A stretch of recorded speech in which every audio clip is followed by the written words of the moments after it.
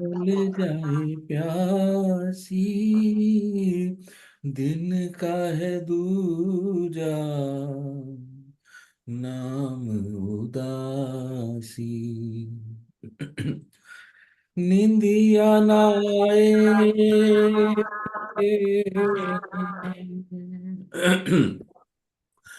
निंदिया न आए, अब मेरे द्वारे, तुम बिन सुने,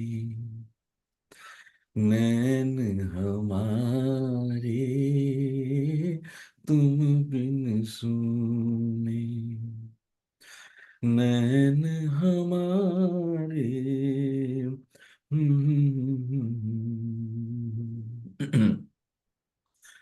जग में रहा मैं, जग से पराया, साया भी मेरा मेरे साथ न आया। हंसने के दिन भी, हंसने के दिन भी, रो के गुजारे, तेरे बिन सुने, नैन हमारे, तेरे बिन सुने। ओ अनदेखे, ओ अनजाने, ओ अनदेखे,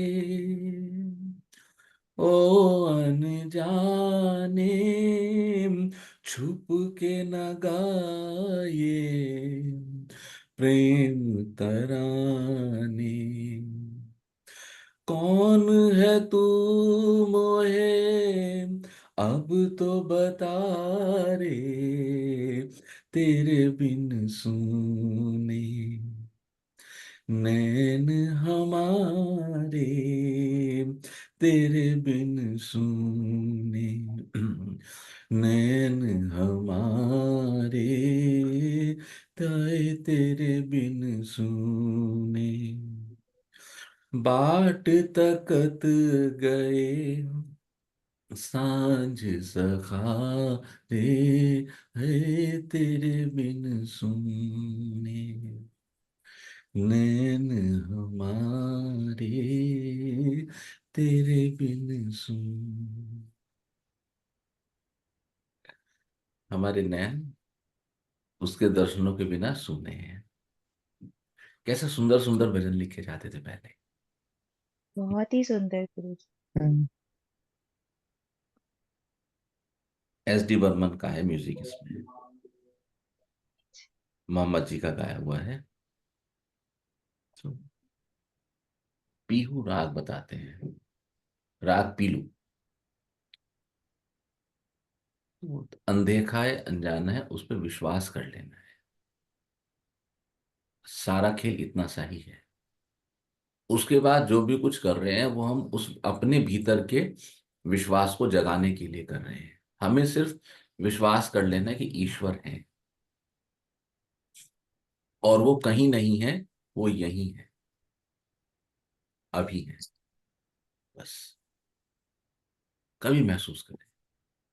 तो मैंने जो आपको अपनी पीड़ा बताई थी 6-7 महीने पुरानी, जब मैं पूरे रात जाग नहीं सका था, आप लोगों को याद आ गया होगा इंसिडेंट। कल कुछ ऐसा अवसर हुआ कि फिर वो पीड़ा मेरी बाहर आ गई, और उस दर्द में मेरी रात को 3:15 बजे आंख खुल गई। क्योंकि दर्द तो रहेगा ना, दर्द नहीं जाएगा। और मेरे बहुत ऊंचा विचार चलने लगे, मैं परेशान हो गया, मैंने कोशिश की सोने की, मुझे नींद नहीं आई। ऐसे होते होते होते होते मुझे 4 बज गए। लेकिन इस बार परिवर्तन क्या रहा कि इस बार मैंने प्रार्थना शुरू की, लेकिन मेरी प्रार्थना स्वीकार नहीं हुई। मैं ईश्वर को लगातार प्रार्थना करता रहा, और मैंने यही प्रार्थना की कि मेरी की जो बेचैनी है इस करार को चैन आ जाए और मेरे भीतर कोई भी रिवेंजफुलनेस डेवलप ना हो, और मेरी कोई प्रार्थना स्वीकार नहीं हुई। फिर 4 सवा 4 बजे के आसपास ऑटोमेटिकली मेरी प्रार्थना की दिशा मुड़ गई। वो मुड़ी माँ भगवती की ओर। और जब मैंने उनको प्रार्थना की तो मैंने महसूस किया कि जैसी ही प्रार्थना निकली और कुछ ही क्षणों में मेरा माइंडसेट चेंज हो गया। विचारों की गति ही तो है। विचार थे, हिला रहे थे, एकदम से विचार रुक गए। और 10 मिनट बाद मेरी आंख खुली तो मैंने पाया कि मैं एक झपकी ले चुका था। तो मुझे उससे ये बात समझ आई कि जो मार्ग है, उस मार्ग को आप जंप करके आगे नहीं जा सकते। यदि हमारे जीवन के इस मार्ग में ईश्वर ने भगवती के रूप में हमें वो कृपा बख्शी है कि जिसका हाथ पकड़ के हमें चलना है, तो हमें अपनी अर्जियां, अपनी प्रार्थनाएं माँ भगवती के माध्यम से ईश्वर की ओर प्रेषित करनी। मेरा कुछ दिन पहले का भी अनुभव है, 3 4 दिन पहले रात का, कि जहां पर अवस्थाएं डायरेक्ट प्रेषित हुई जो कि मेरे संबंधित नहीं थी। लेकिन जब अवस्था प्योर मेरे संबंधित थी तो वो भगवती के थ्रू प्रेषित हुई। भविष्य में भी ऐसे होगा मैं नहीं कह सकता, मुझे उस बात की जानकारी नहीं है। लेकिन हाँ, ये हुआ। और फिर मैं बहुत गहरा सो गया। फिर मुझे कोई समस्या नहीं हुई। और अभी मैं उठा हूं, बिल्कुल आनंद में। ऐसे विचार आएंगे जीवन में बहुत सारे, जो आपको परेशान करके जाएंगे, दुखी करके जाएंगे, क्योंकि उन विचारों से पार पाना ही इस जीवन में हमारा लक्ष्य है। उन संबंधों से, उन रिश्तों से, उन विचारों से, उन अवस्थाओं से, उन परिस्थितियों से, उनसे सक्सेसफुली निकलना हमारा हमारा एकमात्र लक्ष्य है इस लाइफ में। तो जैसे बचपन में हम लोग कभी कीचड़ में खेलते थे या मिट्टी से खेलते थे, आप लोग मुझे नहीं पता, लेकिन हम तो खेलते थे, है ना। डॉक्टर साहब भी खेलते थे, हम लोग जब ऐसे खेलते थे, तो जब तक मन करे कीचड़ में खेलने का, या तो उसको ट्यूबवेल में नहाने को भी इसमें कनेक्ट कर सकते हैं। और अगर एक व्यक्ति कीचड़ से निकलना चाहे तो बाकी सब कीचड़ में खींचते थे, नहीं अभी नहीं, आप कैसे निकल गए। या ट्यूबवेल से निकल के अगर एक व्यक्ति, एक बच्चा चाहे कि नहीं बस मेरा हो गया, मुझे कपड़े पहनने हैं, तो उसके कपड़े पहनने की प्रतीक्षा करते थे, कपड़े पहनते ही उसके ऊपर फिर पानी से फिर ट्यूबवेल में खींच लेना। या यही व्यवस्था होली पे भी रही। अगर 10 या 20 दोस्तों की एक टोली है, किसी एक ने फेस वॉश कर लिया तो तुरंत उसका फेस करना। मुझे लगता है कर्म सिद्धांत का बिल्कुल यही आचरण है। हम जब भी उस कर्म के ऑर्बिट से निकल के बाहर होना चाहेंगे और ये चाहेंगे कि अब मैं इस कर्म के ऑर्बिट को त्याग के नेक्स्ट कर्म ऑर्बिट में प्रवेश करता हूं, जो कि उस कर्म ऑर्बिट ऑर्बिट की लर्निंग्स को कंप्लीट करके अब मेरे को आध्यात्मिक तल पे अपग्रेड करने वाला है। कर्म तो चलेंगे ना, अभी वो नहीं जाएंगे कभी भी, लेकिन कर्मों के फल तो फिर डाइल्यूट होने लगेंगे ना, अच्छे भी मिलेंगे, ऐसी बात नहीं है। तो जो पुराने ऑर्बिट वाले हैं वो आपकी टांग पकड़ के खींच लेंगे। मेरी बात हुई एक बार डॉक्टर साहब से, ऐसे कल्पना से बता रहा हूँ, सच्ची बात नहीं है, कल्पना से बता रहा हूँ। मेरी बात होती है, मैंने कहा भाई क्या कर रहे हो, कहते एक पस वाला मेरा मरीज आया हुआ है, उसके पैर में घाव है, उसमें पस है, तो आप क्या कर रहे हो। पस निकाल रहा हूँ। कब तक निकालोगे। टाइम लगता रहेगा। पहले ज्यादा मोटी फवारा निकलेगा, फिर थोड़ा निकलेगा, फिर एक एक बूंद पस निकलेगी, फिर ब्लड और पस मिक्स होके रेड और वाइट का मिक्सचर निकलेगा। फिर मैं इंश्योर करूंगा कि पस की फॉर्मेशन ना हो। तो पहले जो विचार ज्यादा आते थे फव्वारे की तरह आते थे, बहा के ले जाते थे, पका देते थे, रुला देते थे। लेकिन पस और ब्लड का मिक्सचर निकलने की क्रिया, ये रात की क्रिया जो मेरे साथ घटी। बहुत अंतर 6 महीने बाद घटी। यानी कि अभी भी कर्मों के कुछ बीज बचे हुए थे, संभावनाएं अभी भी बचे हुए। लेकिन इस बार अनुभव था तो एक चूक नहीं हुई। पिछली बार जब गलती हुई थी तो प्रार्थना ही एक दिन बाद याद आई थी। याद है ना, मैंने अनुभव शेयर किया था आप सबको। इस बार ऐसा नहीं हुआ। बीज गहरा था, गहनतम निद्रा में घटा, आंख खुल गई। आमतौर पर मेरी आंख नहीं खुलती आराम से, भरपूर नींद लेता हूं। लेकिन क्योंकि अनुभव आ चुका था तो उसका लाभ मिला। और उस लाभ का फल ये हुआ कि ना सिर्फ मैं अपनी इस पीड़ा से मुक्त हुआ, जो कुछ अंतिम बूंदे पस की निकल रही हैं उनको सक्सेसफुली उनसे मैं क्लियर हो रहा हूं, बल्कि संसार के लिए, साधकों के लिए अनुभव आया कि जब भी आपको अपनी मूल व्यक्तिगत प्रार्थनाएं प्रेक्षित करनी हो तो ईश्वर ने जो हायरार्की स्ट्रक्चर हमारे लिए चुना है उसके माध्यम से करें तो तुरंत काम हो जाएगी वही। लेकिन अंग्रेजी में एक कहावत है, थ्रू प्रॉपर चैनल। इसका एक कारण यह भी हो सकता है जिसकी मुझे जानकारी नहीं है, कि इतनी छोटी छोटी बीमारियों के लिए उनको दवाई देने की जो डेलीगेशन है वो ईश्वर ने उन सत्ता केंद्रों को किया हुआ हो, शक्ति केंद्रों को किया हुआ हो, कि ये प्रॉब्लम लेके मेरे पास मत आओ, या आप ही निराकरण करो इनका। ऐसी संभावना है।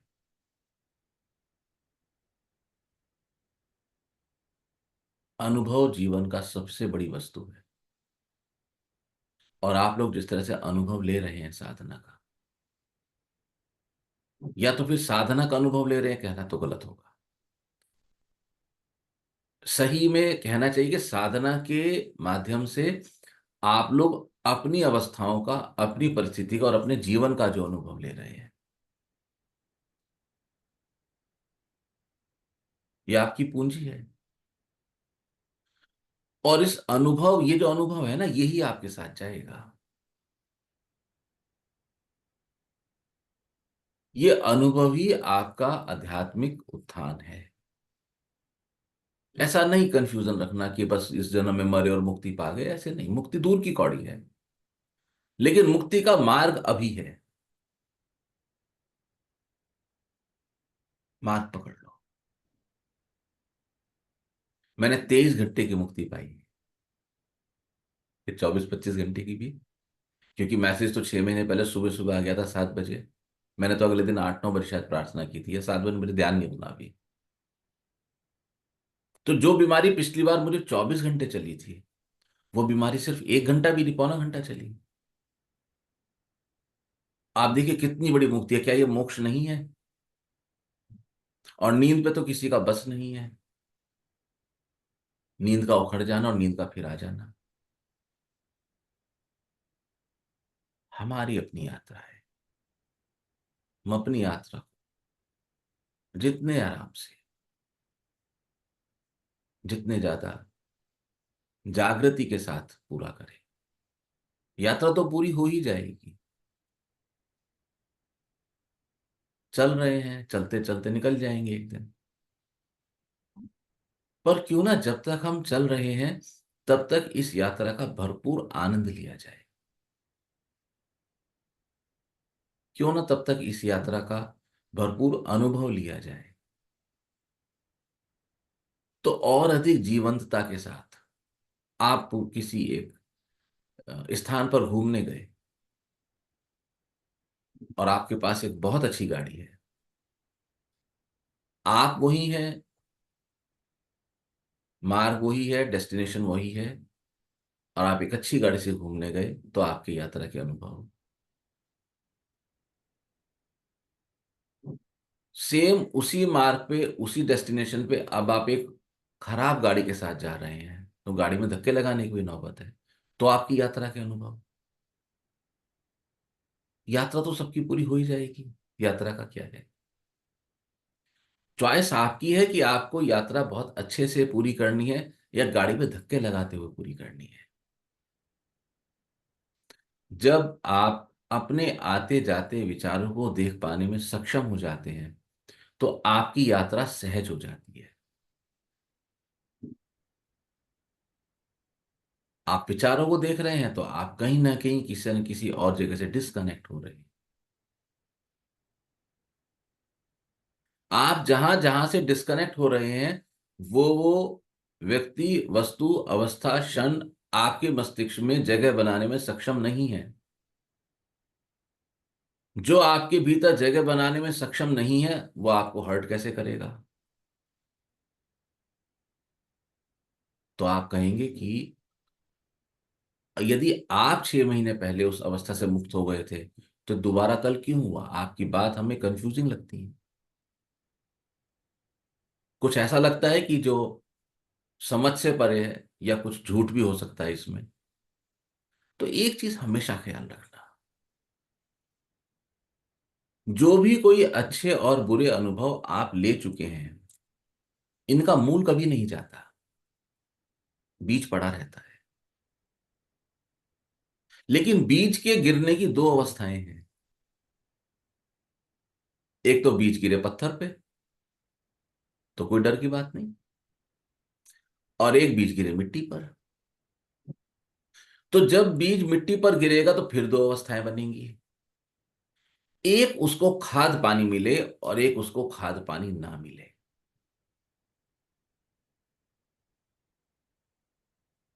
तो आपके पास उर्वरा मिट्टी है,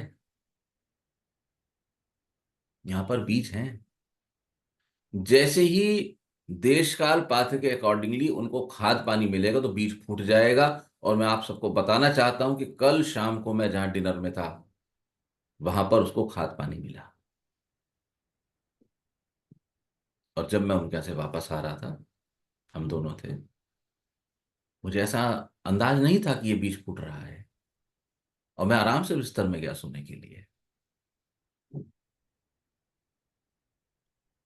लेकिन बीज को खाद पानी मिल चुका था, मन को अपने पैर पसारने की जगह मिल चुकी थी और बीज फूट चुका था। ये प्रकृति ऐसी ही चलती है। इसको आप कह सकते हो ये आपकी परीक्षा भी थी इस समय की, मैं मान सकता हूं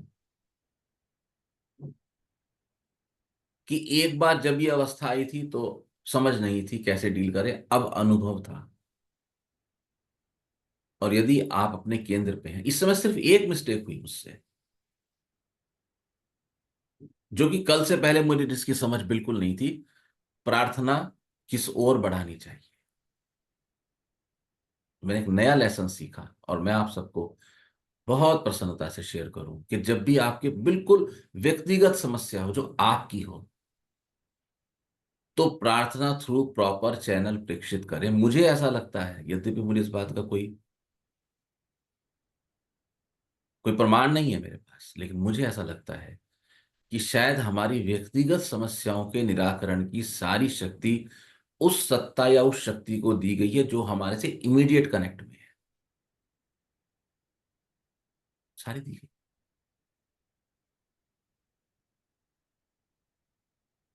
और अनुभव से पता चला कि ऐसा ही है।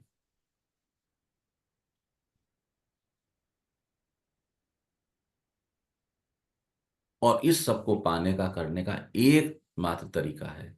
वो तरीका यही है, थोड़ी देर के लिए बैठ जाए, आराम से बैठ जाए, कमर को टिका ले, चश्मों को उतार दे, अपनी चेतना को मुस्कुराते हुए, चेहरे से मुस्कान ना जाए, हे ईश्वर आपकी बड़ी कृपा है, हे गुरुदेव आपकी बड़ी अनुकंपा है कि आपकी कृपा बरस रही है। कुछ ऐसी कृपा करें कि मेरे इस जीवन में मुझे आप शक्ति प्रदान करें कि जो जो जिस जिस जन्म में मैंने कर्म किए हैं उनका निपटारा करने की क्षमता, शक्ति मेरे भीतर डेवलप। हमेशा अपनी श्वास को अपनी चेतना पे केंद्रित करके देखिए श्वास कैसे भीतर उतरती है, देखिए श्वास कैसे बाहर आती है,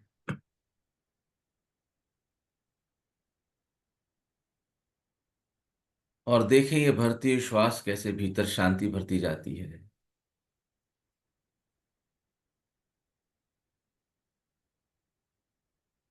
और जब आपके भीतर एक स्फुरना सी जगने लगे, तब ईश्वर को अपने प्रणाम प्रेक्षित करे कि हे ईश्वर, हे दयालु, हे मां भगवती, हे परम गुरुदेव, आपकी कृपा है।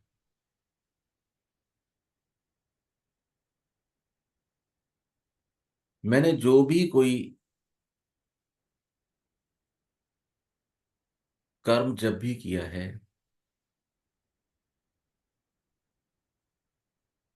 जो मुझे नहीं करने चाहिए थे,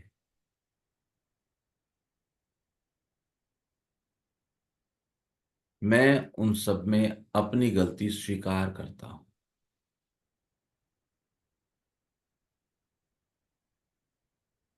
ये गलती आप संसार से नहीं स्वीकार कर रहे हैं, स्वयं से स्वीकार कर रहे हैं, अपने सामने कन्फेशन कर रहे हैं। संसार के सामने किया गया कन्फेशन आपको किसी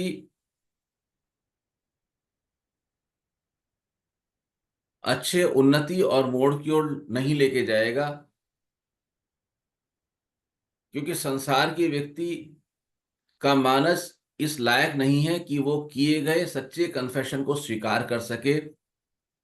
तो वो व्यवस्थाएं जहां पर कन्फेशन का सिस्टम है, वो कुछ नहीं है, वो एक बेकार का सिस्टम है। जिस व्यक्ति ने अपने पापों को, अपनी गलतियों को स्वीकार नहीं किया, वो दूसरे की गलतियों को सुन के कैसे उसको क्षमा कर सकता है।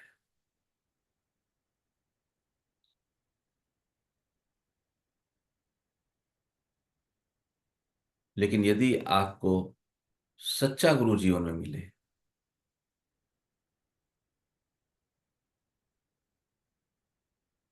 उसके सामने आप अपनी गलतियों को स्वीकार कर सकते हैं, प्रकट कर सकते हैं, क्षमा मांग सकते हैं। किंतु सच्चा गुरु जीवन में मिले, ये एक दूर की कौड़ी है।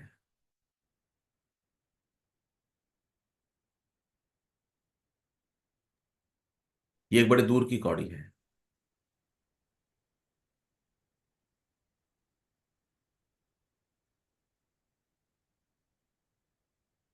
अपने साथ,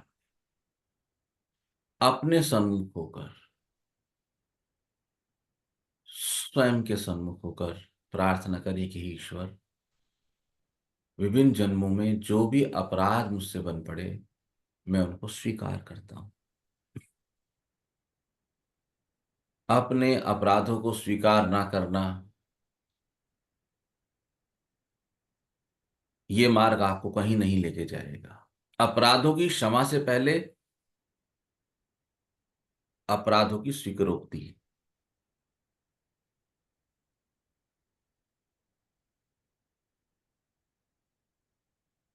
तो आप पाएंगे कि जैसे ही आपने अपने अपराधों को स्वीकार किया, तो भीतर एक हलचल ढीली पड़ गई, भीतर एक बेचैनी कम हो गई, एक छटपटाहट घटने लगी। यद्यपि ठीक इस क्षण से पहले जब आप स्वीकार करें, तो ये बेचैनी छटपटाहट अपने चरम पर होगी। स्वीकार करते ही जैसे जलती हुई अग्नि में ठंडक आनी शुरू हो।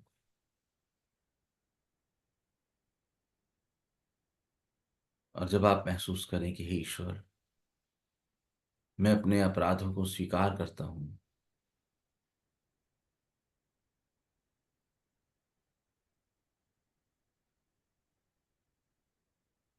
और कहें ईश्वर, मैं प्रार्थना करता हूं कि आप मेरे अपराधों को क्षमा करें, मांगिए क्षमा।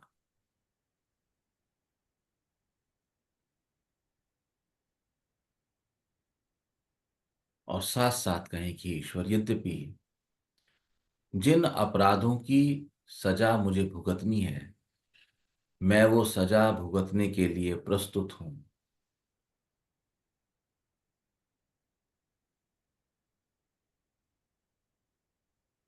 हे ईश्वर, मुझे शक्ति प्रदान करें,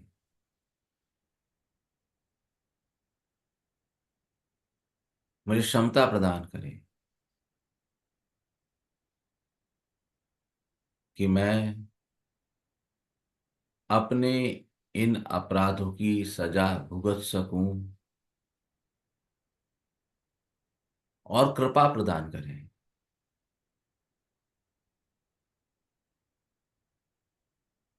कि वो समय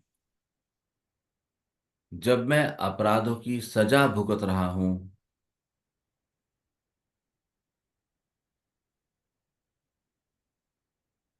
उन क्रियाओं के द्वारा जो मुझे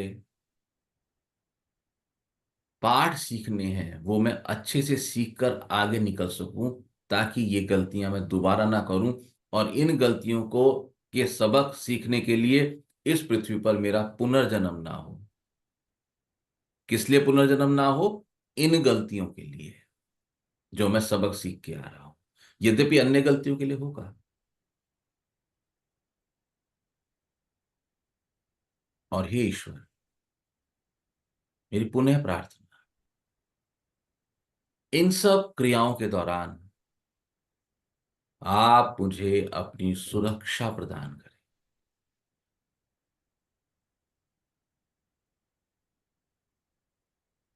क्योंकि जब मैं इन गलतियों के सबक सीख रहा हूं, कर्म भोग में हूं, तो मैं कुछ ऐसी आत्माओं के भी संपर्क में आऊंगा जो मुझे हानि पहुंचा सकती हैं। और मैं अब और गिरना नहीं चाहता। अब बहुत, मैं बहुत गिर चुका हूं। अब इसके आगे और गिरने से मेरा अंतर्मन इनकार कर रहा है। पर मुझ में इतनी क्षमता नहीं है। मैं बहुत सीमित हूं, आप असीमित हैं।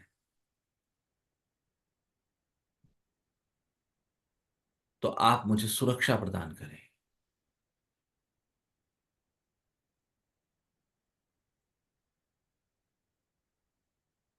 अपने कर्मों की स्वीकृति,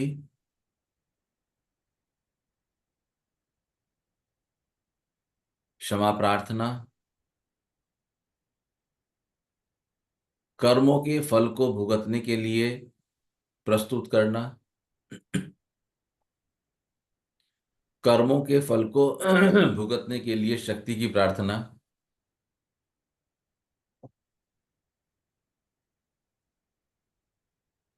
कर्मों के फल को भुगतने की क्रिया के दौरान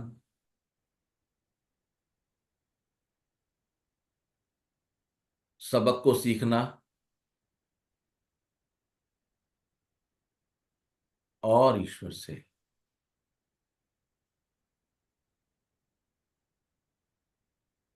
अपने लिए सुरक्षा की प्रार्थना करना।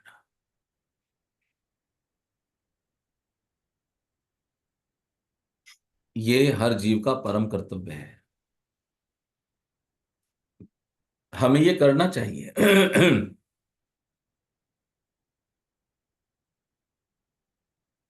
कुछ क्षण आपको मेरी आवाज नहीं आएगी।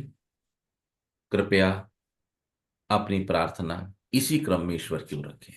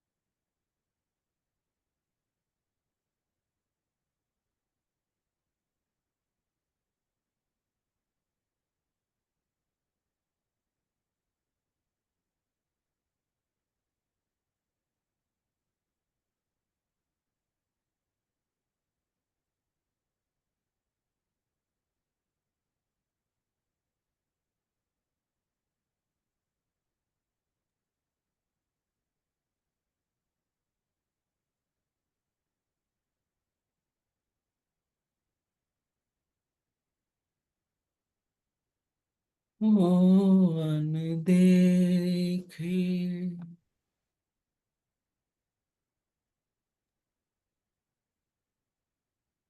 ओ अनजाने,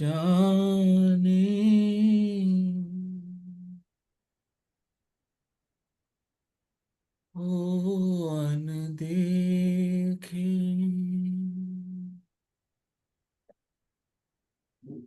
ओ अनजाने,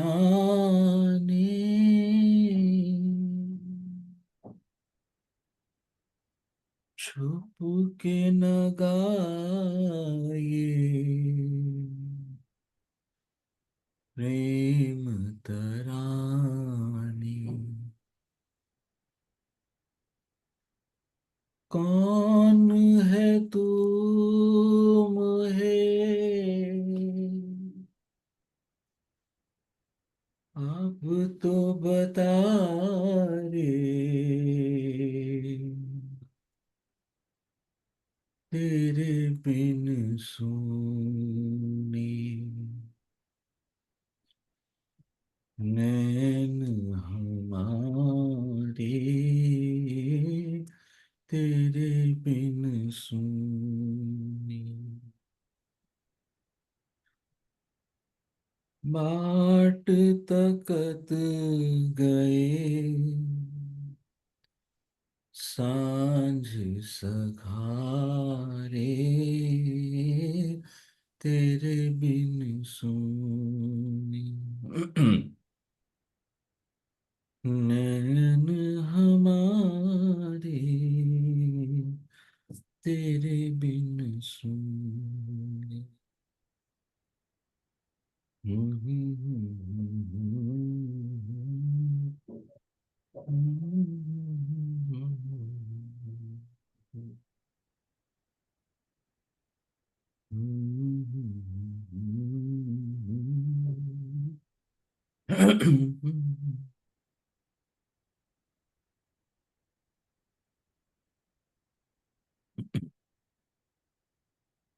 वो जलवा जो झल भी है सामने भी,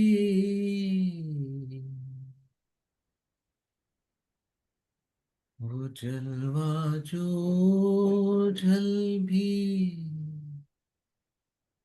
है सामने भी, है सामने भी, वो जलवा जो झल भी है सामने भी,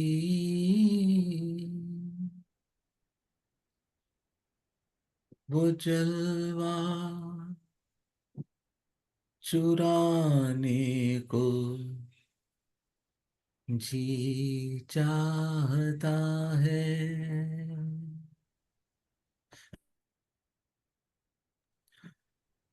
वो जलवा चुराने को जी चाहता है, दिलों जा लुटाने को जी चाहता है, दिलों जा लुटाने को जी चाहता है, निगाहें मिलाने को जी चाहता है, निगाहें मिलाने को जी चाहता है, करुणा कर आकर ये कहिए, करुणा कर, आकर ये कहिए, स्वीकारी विनती स्वीकारी,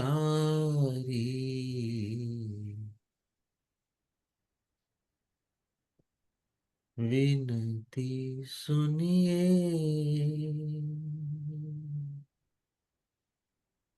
नाथ हमारी, निगाहें मिला ने कुछ चाहता है, दिलों जा लुटा ने कुछ चाहता है।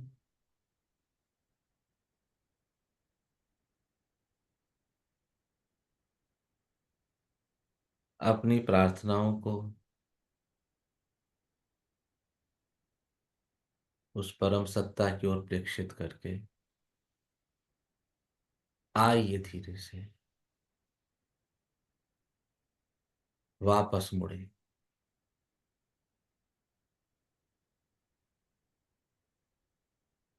आप अपनी बाहर आती हुई श्वासों को देख रहे हैं।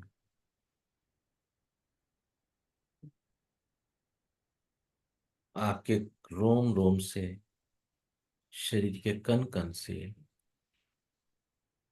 ईश्वर के प्रति धन्यवाद प्रकट हो रहा है।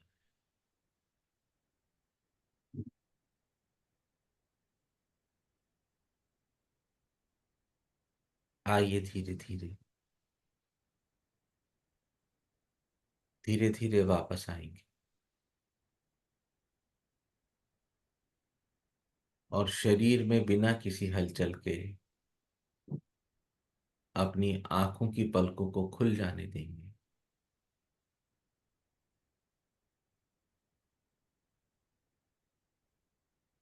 Please take your time.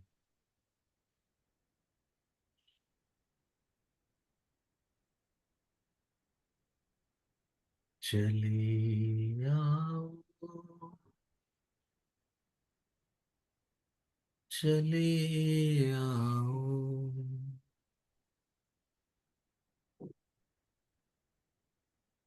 अब वापस चले आओ।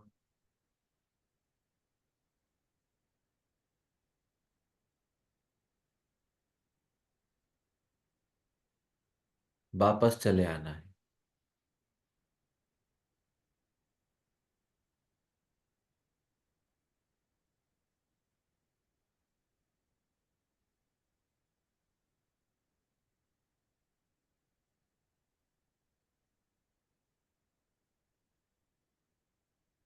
वापस चले आओ।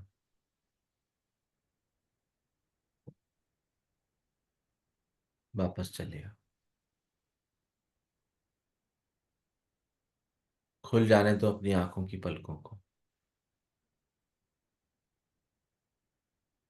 पुतलियों को चारों ओर घुमा के अपने ओर के वातावरण का अवलोकन करें।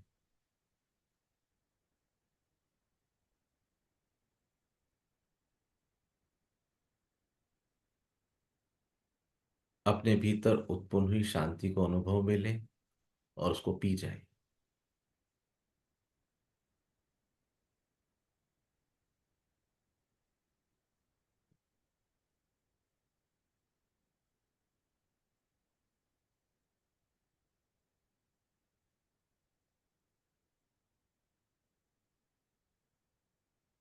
ठीक है।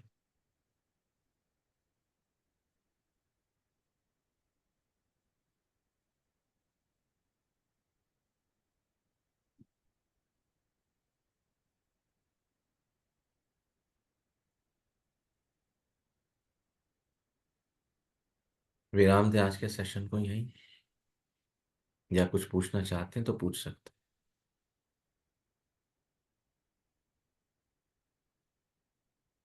जी, मुझे ये पूछना था कि जैसे आपने आज ये थ्रू प्रॉपर चैनल वाली बात करी, तो क्या सभी के लिए यही प्रॉपर चैनल है? हैं।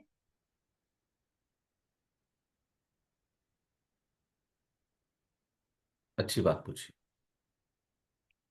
मैं समझता हूं कि हम सभी के लिए यही प्रॉपर चैनल है।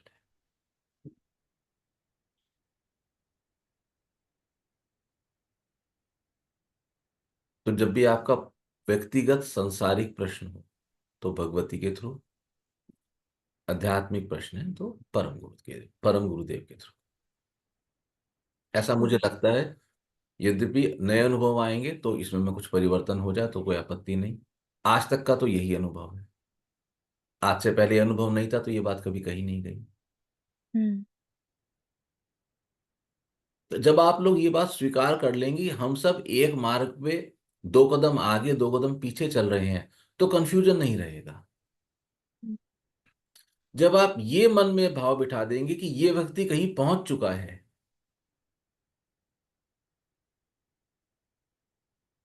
या तो जो जो भी व्यक्ति गाइड या गुरु बने, और यदि वो इस तरह से प्रिटेंड करें, ऐसे अपने आप को एस्टेब्लिश करें कि मैं एक जगह पहुंच चुका हूं जहां तुम्हें पहुंचना बाकी है, वहां समस्या आती है। क्योंकि वहां पे फॉलोअर्स कहेंगे कि आप तो पहुंच चुके हैं, आपको अनुभव है, तो अब स्टेटमेंट चेंज कैसे कर सकते हैं आप? आपको स्टेटमेंट को चेंज करने का अधिकार नहीं है, क्योंकि आपको अनुभव हो चुका है। लेकिन ठीक उस समय जब मैं ये कहता हूं कि हम सब चल रहे हैं, एक आध कदम का फर्क है बस, और कोई अंतर नहीं है, तो आपको इस बात की पूरी गहरी गहराई से समझ है कि अगले कदमों का इस व्यक्ति को कोई अनुभव नहीं है। ये साधना में सत्यता है। सच्चाई इसी को कहते हैं। तो आज का अनुभव तो यही है, और गहराई के साथ है। और हमने कभी इस मुद्दे पे आज से पहले चर्चा भी नहीं करी, क्योंकि हमें पता नहीं था। यही अंतिम है, ऐसा भी कुछ नहीं है। तो मैंने एक और अनुभव किया। मैं हमेशा कहता हूं ईश्वर वर्तमान में है ना? तो साधना भी वर्तमान में है, शक्ति वर्तमान में है। मैं एक चीज बोलता हूं ना, शक्ति तुरंत अभी समस्या काल देती है, वर्तमान में देती है। वो वर्तमान में है, वो भविष्य में नहीं है। तो वर्तमान की अवस्था का वो अनुभव, कई कई एंगल से इसको देखा जा सकता है। भविष्य की अवस्था आएगी तो क्या कह सकते हैं, लेकिन हाँ आज तो यही है। तो भी जब तक कोई और नया अनुभव आए हम लोगों को, तब तक हम इसी मार्ग से होकर गुजरना चाहेंगे। ठीक है ना? आपको जी, आपके प्रश्न गुरुजी। का उत्तर मिल गया? जी, गुरुजी। और कोई?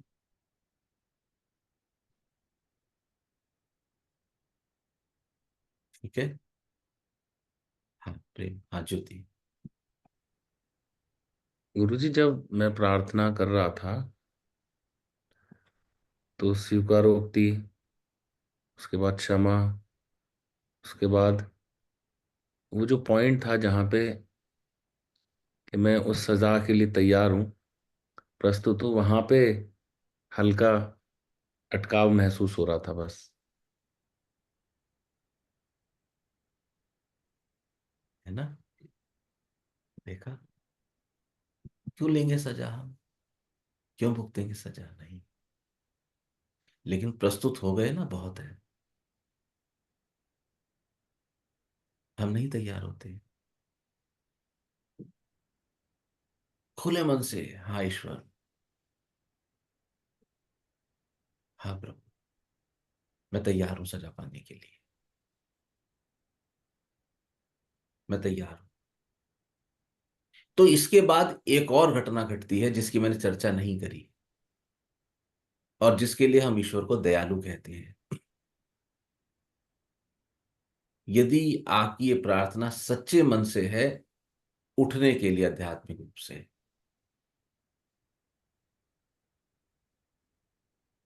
तो कुछ केसेस में सजाएं माफ भी होती हैं। मुझे ऐसा लगता है ये उन केसेस में होती हैं कि जहां हम आध्यात्मिक रूप से उन्नत होने के लिए अपने को इतना परिष्कृत कर लेते हैं कि वहां पर अब जो हमें सबक सीखने थे वो हमने अध्यात्म के मार्ग में आके सीख लिए। ईश्वर का मूल उद्देश्य हमें सजा देना नहीं है। आप ईश्वर का मूल उद्देश्य हमें हमारी आध्यात्मिक उन्नति में मदद करना है। तो जब एक बच्चा होमवर्क नहीं करके लाएगा तो अध्यापक का मूल उद्देश्य बच्चे को सजा देना नहीं है, चाटा मारना, मुर्गा बनाना, पनिशमेंट देना नहीं है। उसका मूल उद्देश्य है कि ये पढ़ाई में उन्नति करे। और जब वो बालक पढ़ाई में उन्नति नहीं करेगा तो पहले उसको धमकाएगा, डांटेगा, फिर कान पकड़ के खड़े हो जाओ, फिर थप्पड़ लगाएगा, बहुत देर में मुर्गा बनाएगा। पहले बनाया जाता था, व्यवस्था बदल गई है। लेकिन जिस समय वो अध्यापक उस पर्टिकुलर बच्चे को मुर्गा बना रहा है, ठीक उसी समय उस अध्यापक का उद्देश्य उसको मुर्गा बनाना नहीं है, उसको पनिशमेंट देना, उसको शारीरिक रूप से कष्ट पहुंचाना नहीं है। उनका मूल उद्देश्य उसको अध्ययन के प्रति जागृत करना है।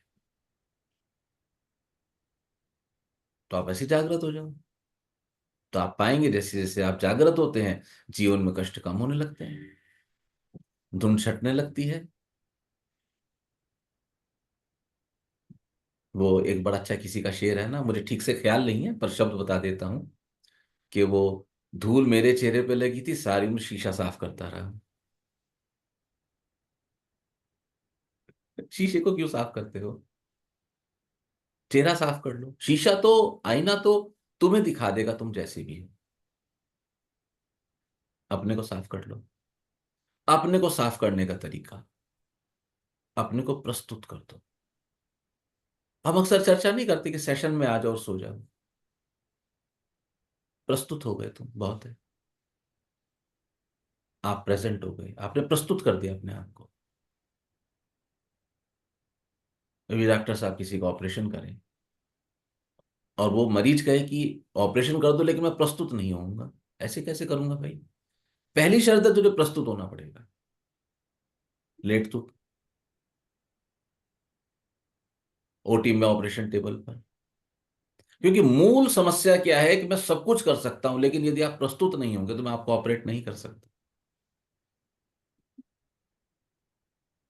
हाँ, दर्द कम से कम हो ये मैं कर सकता हूं, ये मैं कर सकता हूं। कष्ट कम से कम हो, रिकवरी जल्दी हो, ये भी मैं कर सकता हूं। वो बीइंग ए डॉक्टर उनके हाथ में जितना है ना, बेस्ट दवाई दे सकता हूँ, बेस्ट इंजेक्शन दे सकता हूँ, इस बीमारी को बढ़ने से रोक सकता हूँ, चीरा लगा दूंगा। लेकिन सबसे पहली शर्त है कि आपको स्वीकार करना पड़ेगा, आपको प्रस्तुत होना पड़ेगा। तो जैसे ही आप स्वीकार करते हैं आप प्रस्तुत हो गए। स्वीकार के बाद कुछ बचता नहीं ना, रेजिस्टेंस तो खत्म हो गया स्वीकार करते ही। अब आप प्रस्तुत हो गए हैं।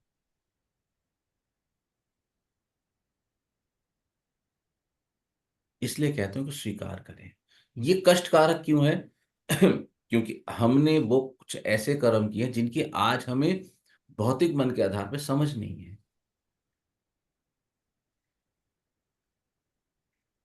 लेकिन इतना तो हमें जानना पड़ेगा ना कि क्यों जीवन में कष्ट आ रहे हैं। कोई व्यक्ति कहे ना जीवन में बहुत कष्ट है, बहुत कष्ट है, बहुत कष्ट है, तो वो खबर कर रहा है कि मेरे जीवन, मेरे पूर्व जन्म के इस तरह के मेरे कर्म रहे हैं। कोई व्यक्ति शरीर से परेशान है तो उसको पता होना चाहिए कि यदि शरीर से परेशान है, बीमारियां नहीं जा रही हैं, तो उसने शारीरिक तल पे लोगों को बहुत नुकसान पहुंचाया रहा होगा। कोई व्यक्ति मन से परेशान है, भावनाओं से परेशान है, तो उसने लोगों को हर्ट किया होगा। कोई व्यक्ति धन से परेशान है तो धन संबंधी हर्ट किया लोगों को। कोई व्यक्ति रिश्तों से परेशान है तो या तो उसने उन रिश्तों को परेशान हर्ट किया है पिछले जन्म में, और या ये भी संभव है कि इस जन्म में उसका आत्मबल कम था, उसको अपना आत्मबल परफेक्ट करना था। इसलिए ऐसी आत्माएं उसके जीवन में जो उसको कष्ट दे, इससे उसका आत्मबल बढ़े, वो आत्मबल को सबल करने का पाठ सीखे। इसमें कुछ भी निश्चित तौर से नहीं कहा जा सकता है। हरजिंदर जी कल बिल्कुल ठीक कहती थी, बहुत अच्छा, ठीक नहीं, अच्छा कहती थी। बीमारी मन से आएगी, हाँ आएगी, लेकिन वन वे ट्रैफिक है, जाएगी नहीं मन से, अंतर मन के मार्ग से जाएगी। गहरा गहरा पकड़ा, अच्छा पकड़ा हुआ। तो जरा अनम्यूट करके बताओ क्यों जाएगी अंतर मन के मार्ग से, एक्सप्लेन करो, बताओ हरजिंदर जी।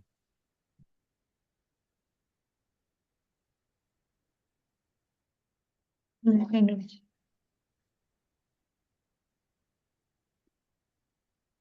क्यों नहीं जाएगी मन के मार्ग से, और क्यों जाएगी अंतर मन के मार्ग से?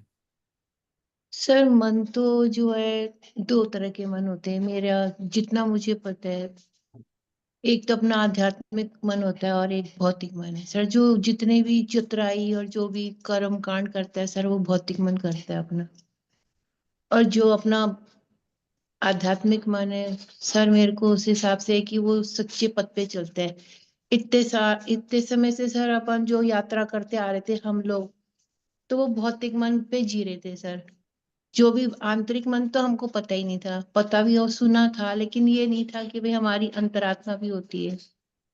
सर साधना में आने के बाद हमारा जो आंतरिक मन है वो जगह कई चीजें मेरे को ऐसे देखने को मिली जिस चीज को मैं महसूस ही नहीं करती थी पहले। बस सर इतना ही पता है, बाकी तो सर आप बताएंगे।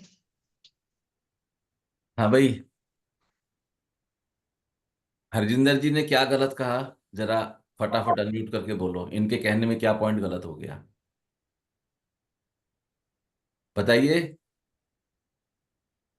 बोलो आनंदमयी, सहज बोलो, ज्योति, स्वतंत्र जी बोलो। सर गलत तो नहीं था कुछ। गलत नहीं था, आप अनम्यूट करो। स्वतंत्र जी बताओ क्या गलत था। सर मैं नहीं कुछ समझ पाई। नहीं समझ पाए, कोई बात नहीं, कुछ गलत नहीं था। ये मूल रूप से कहना चाहती थी, क्योंकि अंतर्मन मेरा साथी है परम, मैं खुद मेरा स्वरूप है, तो मुझे परेशान कैसे करेगा। इसलिए किसी भी बीमारी, ये तो एक बीमारी की बात चली थी कल, आप लोगों ने जो किया था बहुत अच्छा चर्चा की थी। किसी भी बीमारी, मैं इसमें एक शब्द जोड़ता हूं, अवस्था, सिचुएशन। किसी भी बीमारी या सिचुएशन को हैंडल करने के लिए आपका जो बेस्ट साथी है वो आपका अंतर्मन है। आपका मन, ये जो मन आपके साथ है इस समय, इसकी आयु इतनी जितनी आपकी आयु है। सर मेरी आयु तो 52 साल है, तो आपके मन की आयु 52 साल है। सर मेरी आयु तो 52 साल है, मेरे अंतर्मन की आयु कितनी है मुझे नहीं पता। आपने 10 जन्म लिए, आपने 20 जन्म लिए, आपने 500 जन्म लिए, आपने 1000 जन्म लिए, मेरे को जानकारी नहीं, तब से आपके साथ है। और उसके भीतर हर जानकारी चिन्हित है या अंकित है, उसको आपके हर जन्म का पूरा रिकॉर्ड उसके पास है। और आपका अंतर्मन उनके आधार पर निर्णय करता है, आपको सहयोग करता है, प्रकट रूप में नहीं करता है कि अब आप इस अवस्था में इस तरह का निर्णय लें।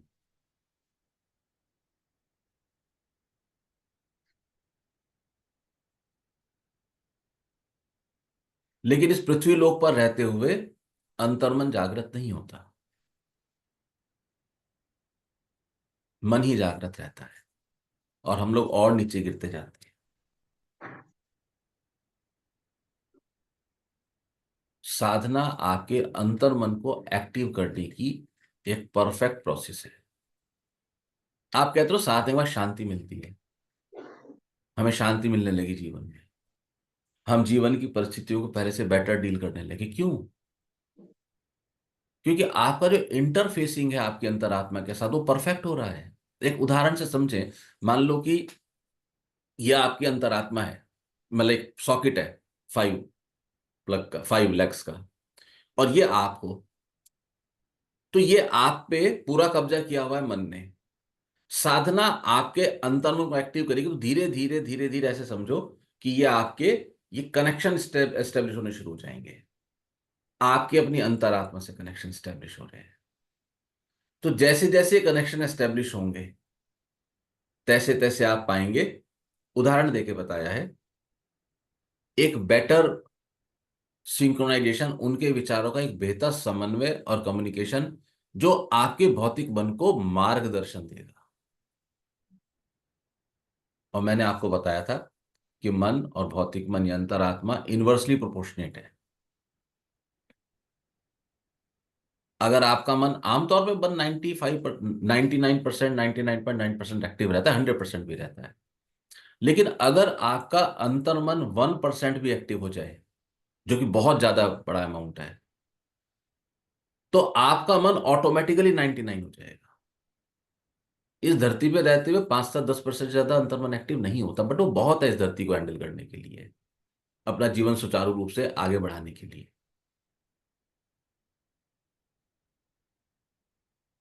लेकिन अंतर्मन अगर एक्टिव ना हो तो फिर मन, क्योंकि इनवर्सली प्रोपोर्शनेट है, तो मन फिर एक्टिव होता जाएगा। तो यहां पर एक और है, इनएक्टिविटी ऑफ अंतर्मन। अगर आप अपने अंतर्मन को बिल्कुल नहीं जगाएंगे तो वो कुंभकर्ण सोता रहेगा, उठेगा नहीं। किसी जीव के लिए सबसे बुरी चीज है।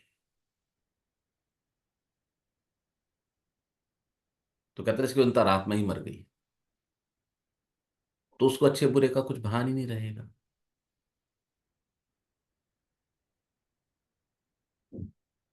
ठीक है, अच्छा हरजिंदर जी, बहुत बढ़िया, धन्यवाद। हाँ प्रेम।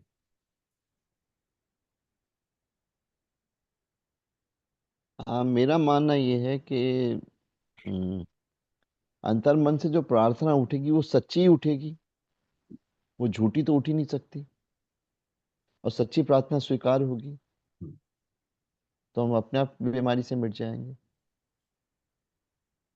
तो सही है, बात तो सही है। बस कल मैं जो बोलना चाह रहा था, कल मेरे को शब्द नहीं मिल रहे थे, आज आपने भी चर्चा हुई तो शब्द मिल गए मेरे को।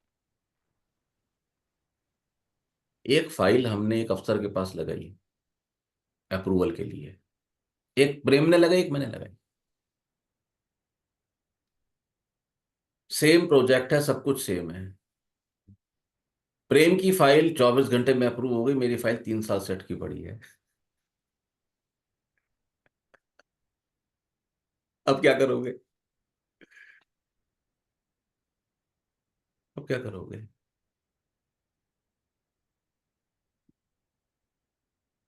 मिलके आएंगे गुरुजी, सीनियर से कुछ खिलाएंगे पिलाएंगे उसको। प्रतीक्षा करेंगे गुरु जी। देखेंगे उस हम फाइल में सही चैनल से चलेंगे फिर से। सही चैनल से दोनों फाइल गई थी, लेकिन देखेंगे उस फाइल में क्या गलती रह गई, मुझे क्या सबक सीखना है जो उस फाइल में मुझे पेपर ठीक करना है। तो यह मुद्दा सिर्फ प्रार्थना और स्वीकृति का नहीं है, तर्क के तल से उठाया गया पॉइंट है ये। इस कंफ्यूजन में मत रहना कि हमने प्रार्थना की और प्रार्थना स्वीकार होती है और हम निकल आएंगे, नहीं, लेसन तो सीखने पड़ेंगे।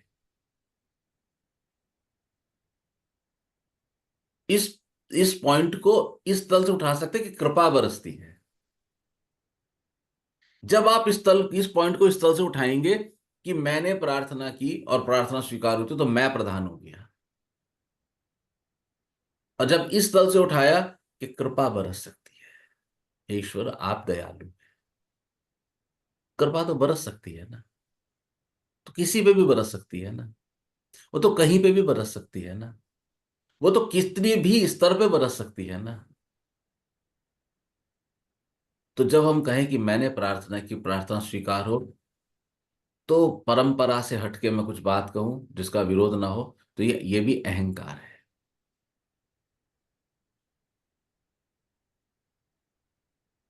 ये भी अहंकार है।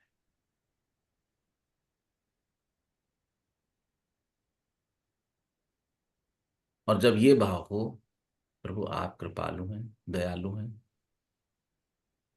मुझे क्षमता दें कि मैं अपने इन कर्मों का भुगतान कर सकूं, मेरी ये अवस्था है। आप एक काल्पनिक उदाहरण लेना माइंड में, किसी व्यक्ति के पास जो है लगान देना है, वो सक्षम नहीं है देने के लिए, तो राजा को मिलते हैं और उनको भी सच्चाई बताते हैं कि भाई मैं सक्षम नहीं हूं, लेकिन यदि आप मेरे लिए कुछ ये कृपा करके व्यवस्था कर दें, ऐसे पानी हो, तो मैं फसल उगा के अगले सालों में कुछ किश्तों में कर सकता हूँ ये। तो राजा कहेंगे नहीं नहीं, मुझे तुम्हारा विश्वास नहीं है, मैं एक टीम भेजता हूँ, वो आपका इंस्पेक्शन करके आएगी। और टीम इंस्पेक्शन करके आए और इंस्पेक्शन करके कहे कि नहीं, ये जो कहता है सत्य है, इसके घर में खाने के लिए अनाज भी नहीं है, राज्य को जल व्यवस्था करानी पड़ेगी। बहुत संभावना है कि राजा कहें कि आपकी नीयत अच्छी है, मैं आपका लगान क्षमा करता हूं, ना सिर्फ लगान माफ करता हूं, बल्कि मैं आपके खेत तक पानी की व्यवस्था भी कराता हूं। वो तो कर सकते हैं ना, वो तो सक्षम है। यदि हम सच्चाई से अपने को प्रस्तुत कर दें ईश्वर के समक्ष, और उसमें यह कामना न रखे कि बस सच्चाई से प्रस्तुत कर रहा हूं, मुझे माफी मिल जाएगी, तो फिर वास्तव में बीच में गड़बड़ हो गया।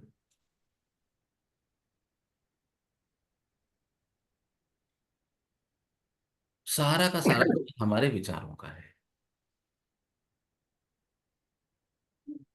तो मुझे ऐसा लगता है कि कर्मों में माफी मिले या ना मिले, इस पे हमें फोकस नहीं करना चाहिए। हमें कर्मों की कितनी सजा मिलेगी, क्या भुगतना पड़ेगा, वो भविष्य है। हम अभी सिर्फ ये कर सकते हैं कि ईश्वर, मैं स्वीकार करता हूं, मैं भुगतने के लिए तैयार हूं। अब अगर तुम 100 कौड़े मारो, तो बस मैं इतनी प्रार्थना करता हूं कि उस 100 कौड़ों को बर्दाश्त करने की शक्ति मुझे दे दो। मैं भी कह नहीं सकता बहुत विश्वास से। शायद कृष्ण ने जब कहा था अर्जुन को कि कर्मों में चतुरता, शायद ये हो, बट अभी मैं बहुत विश्वास से नहीं कह सकता, क्योंकि मुझे उसका एक बार अनुभव लेना पड़ेगा गीता का दोबारा से। लेकिन कृष्ण ने बोला था अर्जुन को कर्मों में चतुरता रख, शायद ये कर्मों में चतुरता हो सकता है चतुरता शब्द यहाँ फिट ना बैठता हो, क्योंकि चतुरता शब्द से स्वार्थ की गंध आती है। हम यहाँ बिल्कुल निष्काम तल पे हैं।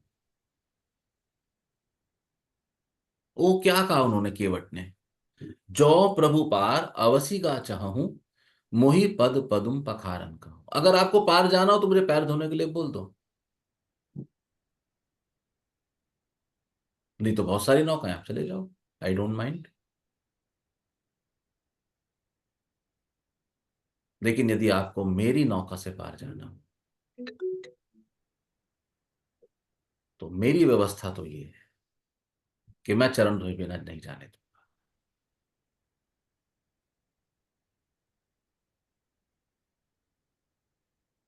अपनी अपने को प्रस्तुत करो, दूसरे अपने को प्रस्तुत कर दिया उसको। केवट को एक पैसे का भी ये भाव नहीं रहा कि ये मौका कभी नहीं आएगा दोबारा, ये निकल गए तो क्या होगा। संतुष्ट है वो, पूरी तरह कन्फाइंड। अपने को प्रस्तुत कर दे बस, तर्क में नहीं। कृपा बरसती है, कृपा बरस सकती है, कृपा बरस ही रही है।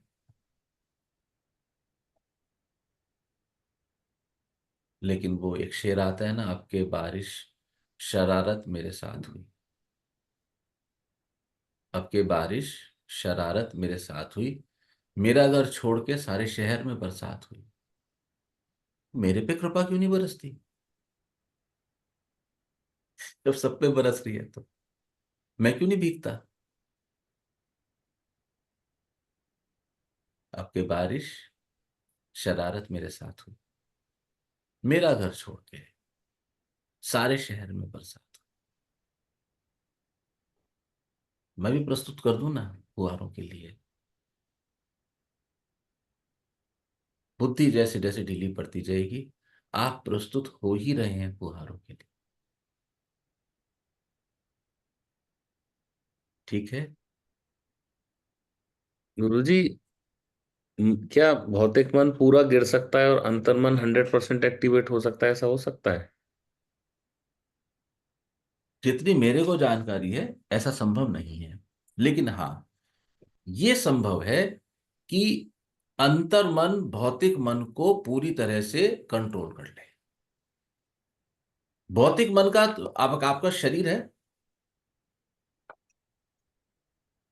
शरीर ना हो और ये जीवन चलिए, हो सकता है? नहीं। अंत भौतिक मन तो रहेगा। मैं कहता हूं भौतिक मन को अपना साथी बना लो, हम्म।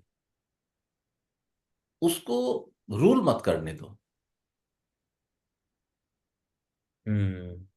उसको शासन मत करने दो। वो एक बार मुड़ जाएगा तो भौतिक मन भी सहयोगी होता है। मुझे एक बात बताओ, आपका ये शरीर आपकी साधना में सहयोगी है या नहीं है?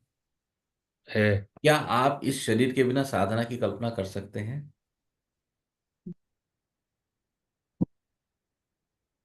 यही शरीर साधना में ऐसे ही हो जाएगा। देखो कितने साधक छोड़ के गए,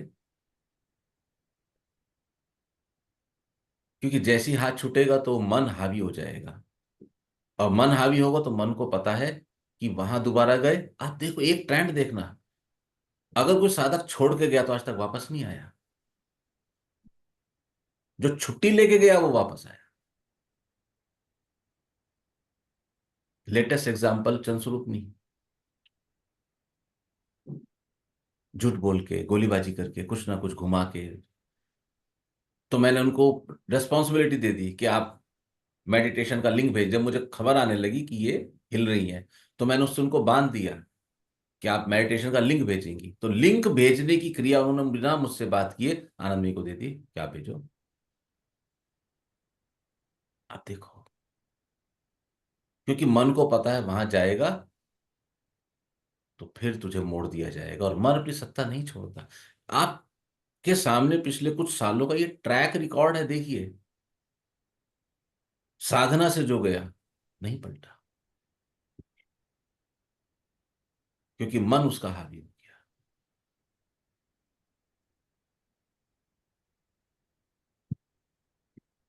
क्योंकि साधना नीरस है,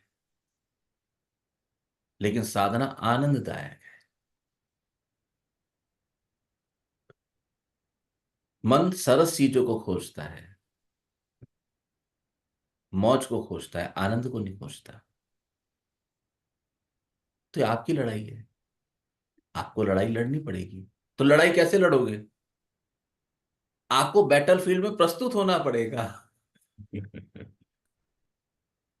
हम्म, आप कहो कि मैं बैटलफील्ड में उतरने को तैयार नहीं हूं, मैं लड़ाई लड़ लूंगा, बिल्कुल गलत है, बिल्कुल गलत है। आपकी अवस्था के लिए एक बहुत बढ़िया लाइन है प्रभु जी। हाँ। कोई सागर दिल को बहलाता नहीं, पूरा गाना मुझे आता नहीं, लेकिन बहुत बढ़िया लाइन है, कोई सागर अब दिल को बहलाता नहीं। आप अच्छा गाओगे। बेखुदी में ख्याल आता नहीं। हाँ, ठीक है। मेरा काम तो पानी में पत्थर मारना है, बाकी तो पानी अपने आप हिल जाएगा।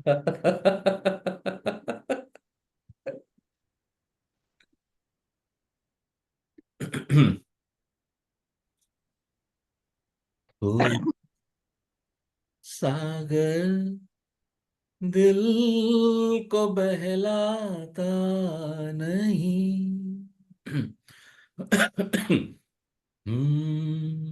बेखुदी में भी करार आता नहीं।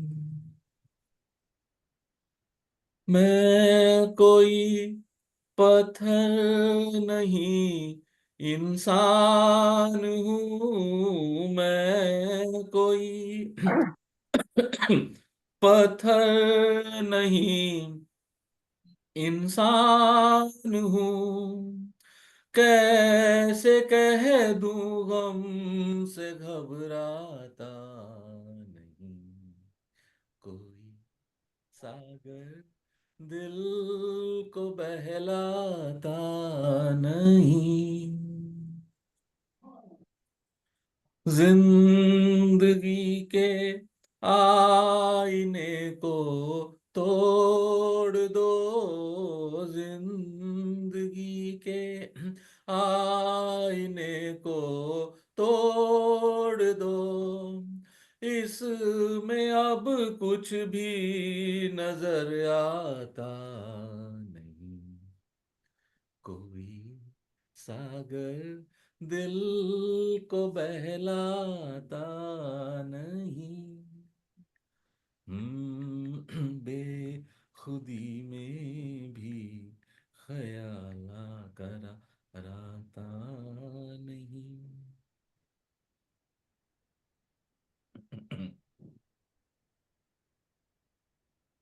जग उजियारा छाए,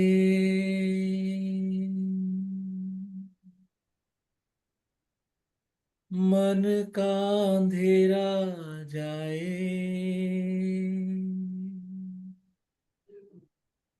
किरणों की रानी गाए, जागो हे मेरे मन मोहन प्यारे।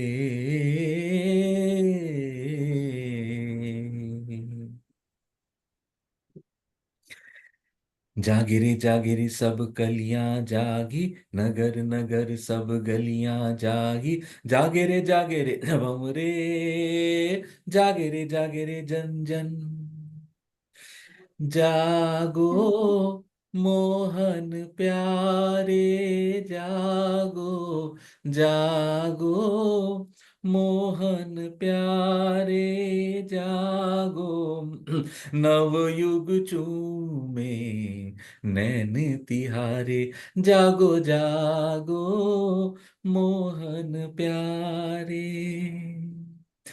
जिसने मन का दीप जलाया, दुनिया को उसने ही उजला पाया। जिसने मन का दीप जलाया, दुनिया को उसने ही उजला पाया। मत रहना आँखियों के सहारे, जागो जागो मोहन मन प्यार। प्यारे, जागो जागो मोहन प्यारे। किरण परी गगरी छलकाए, ज्योत का प्यासा प्यास बुझाए, हो